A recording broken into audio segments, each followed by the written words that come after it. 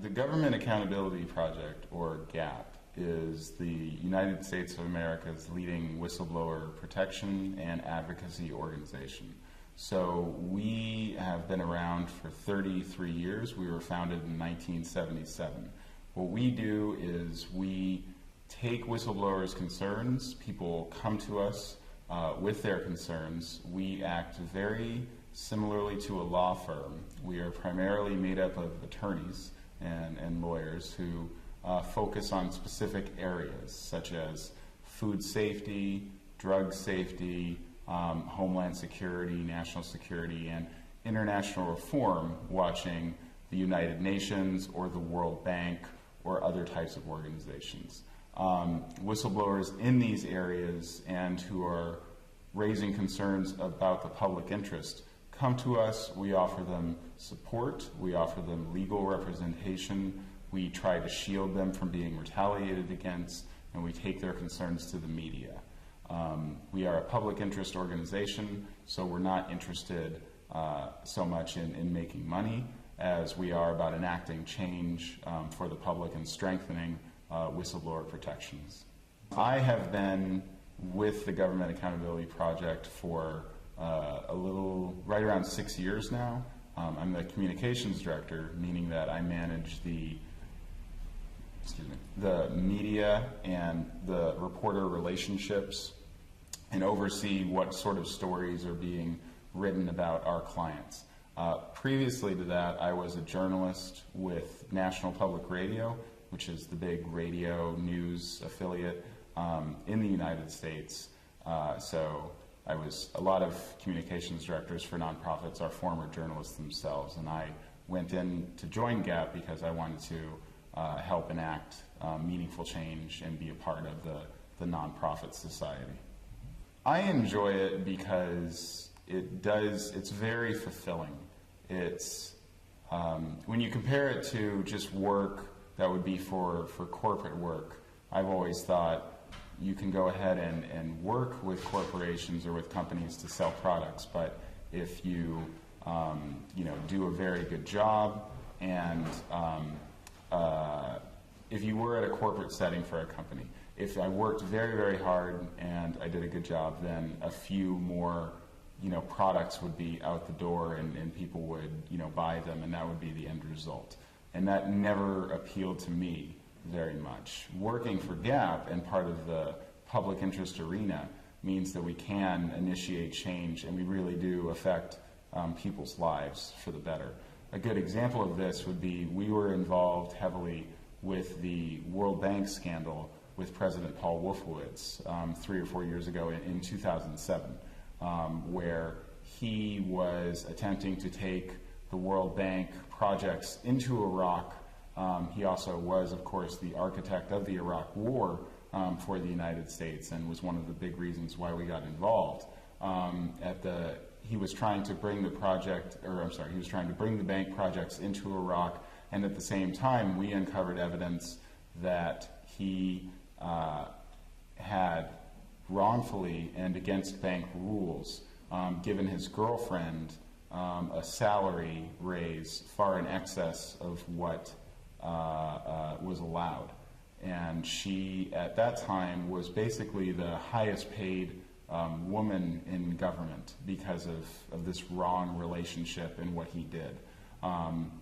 It was a scandal that lasted for 2 or 3 months, and at the end, he was forced to resign by the board for this action and many others, including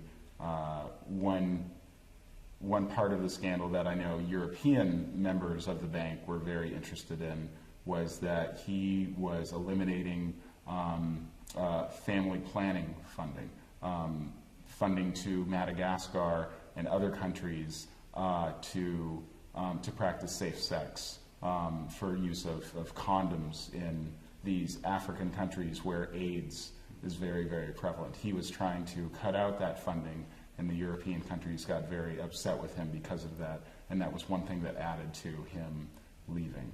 But that is sort of the reason why I, and I think most people at GAP, do what we do, because we can make these large waves and better, society, and just make it better for everyone else. Also, whistleblowers often have no place to turn. It's a very difficult and lonely thing to do, and it's very life-changing, and we want to help as many people as possible. So I find more satisfaction in helping people than I do selling products. Whistleblowers, they used to be not thought of as being in a positive light, and I know that's something that the Czech Republic right now, they are experiencing this problem because they're not very familiar with whistleblowers, and I know the closest word in Czech is something similar to snitch or rat. That's how it used to be in America as well. Really, just 20 years ago, there was a negative connotation, or the word itself was, people didn't like it. It was negative. It's changed in the last 20 years significantly because people in society sees the value of whistleblowers. One of the most famous cases of whistleblowing of recent times in America was a gentleman who worked at the Food and Drug Administration, the government agency in charge of regulating drugs and making sure they are safe. He was a whistleblower who discovered that an extremely popular pain medication called Vioxx was actually causing heart attacks. It had caused somewhere around a minimum of 130,000 heart attacks in the country alone in the United States, more in Europe, of which a third, or at least 40,000, were fatal. So, when people realized that over the last 5 years, 40,000 people had been dying because of this medication, and the only reason was because this whistleblower chose to stand up, and he faced retaliation at the agency for doing it because his superiors didn't want him to reveal this information, and it was a terrible thing. And but because of people like him and other people who have stood up for public health and don't want people to die or to suffer, whistleblowing has been seen in more of a positive light, and Americans respect whistleblowers now in a way they didn't before. It should be said, some people think that whistleblowers are in it for the money, because there are some regulations in America where if you were to blow the whistle and uncover a lot of fraud against the government, you can recover money. But for the most part, it is not done for this. It is done for honorable reasons because people want to correct situations. We've had many whistleblowers tell us that what they do is a matter of conscience over courage. They feel compelled to do the right thing. They wouldn't be able to live with themselves if they didn't stand up and protect other people. And the last thing I'll say on that is that most whistleblowers in our experience are among the very best employees. They work at a company or the government, and they start out and they've worked there for years and years, and they rise in the company to the point where at their new position they have more access to information that was privy before, that was secret information, and then they discover it and they decide that they have to expose it. But these are among the very best employees who have been with companies for years and years, and oftentimes are the most loyal employees that just feel compelled to reveal the wrongdoing. For Czech whistleblowers, it takes time. Whistleblowers should be, and oftentimes in America they are not thanked. We especially thank them, and Czech whistleblowers who stand up, for the public against corruption, all should be thanked and should be honored, because it is a brave thing to do. It is a difficult thing to do. We have seen all sorts of retaliation against whistleblowers in America, from shunning by coworkers to not being able to get jobs, to strains on families, so it leads to divorce. It is a difficult, life-changing thing.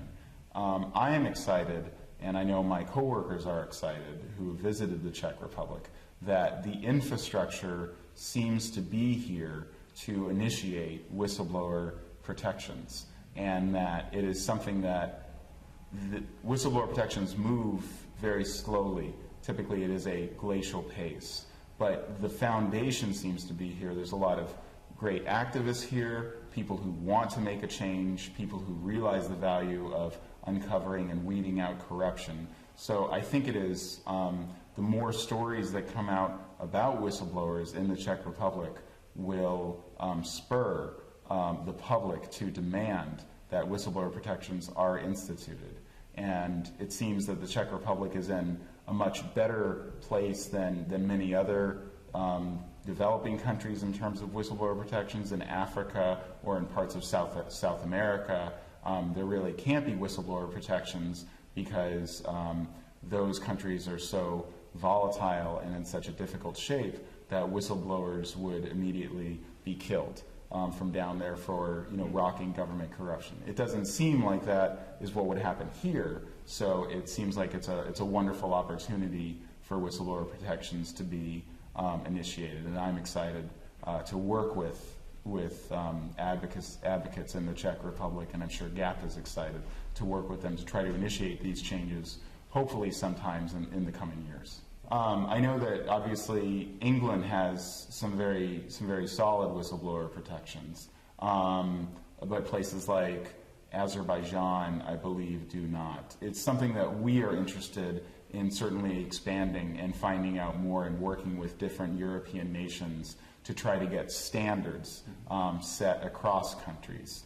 But it's an area that it seems that the Czech Republic, a lot of organizations here obviously want to start doing this, and that really is the first step. If they recognize the phenomenon that is whistleblowing, then if you take one step towards GAP, we will try to take a step back or 2 steps back towards you, help you initiate these sort of protections. We're happy to work with any European country that we can to do this.